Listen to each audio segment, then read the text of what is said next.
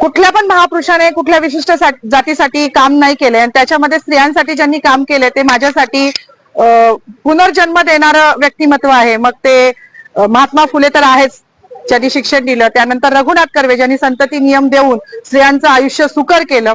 आणि तिसरे म्हणजे जे कायमच ज्यांना पिढ्यानपिढ्या त्यांचं ऋण फिटणार नाही असे डॉक्टर बाबासाहेब आंबेडकर, ज्यांनी हिंदू कोड बिल, म्हणजे आज मला शोकांतिका आहे की मी जेव्हा जय भीमचा नारा लावला तेव्हा मला पोलीस स्टेशनला घेऊन येणारी जी महिला होती तिला पण म्हटलं, बाई आज तुझी वर्दी घालून मला घेऊन चाली ना पोलीस स्टेशनला, हे पण त्या बाबासाहेबांची कृपा आहे बरं तुझ्यावर.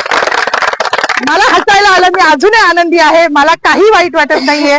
माझी नोकरी, माझं प्रमोशन मला काहीच कळत नाही, कारण माझ्या बाबासाहेबांनी हिंदू कोड बिलाचा जो राजीनामा दिला होता तो माझ्यासारख्या महिलांसाठी दिला होता.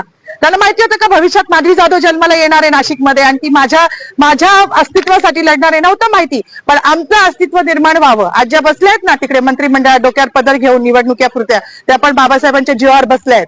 नाही तर विशिष्ट जातीने तेच काम करायचं असं लिहून ठेवलं होतं. चूल आणि मूल याच्या पलीकडे ह्यांच्या संविधानानुसार कुठला वाव स्त्रीला नव्हता. आणि ज्या संविधानाने आज मला ही ताकद दिली आहे त्या बाबाला जेव्हा हे संपवायला जात आहे तेव्हा त्यांची ही लेख तेवढ्याच निडरतेने उभी राहिली आणि ह्याचा मला खूप अभिमान आहे. जास्त काही बोलणार नाही. गिरीश महाजनांनी जो बाबासाहेबांचा अपमान केला आहे तो भरून निघण्यासारखा नाही. म्हणजे संविधानाच्याच मार्गाने त्यांच्यावर अॅट्रॉसिटी दाखल होईल ना तेव्हाच ते धुतलं जाईल. एवढीच माझी मागणी की त्यांच्यावर अॅट्रॉसिटी दाखल करा.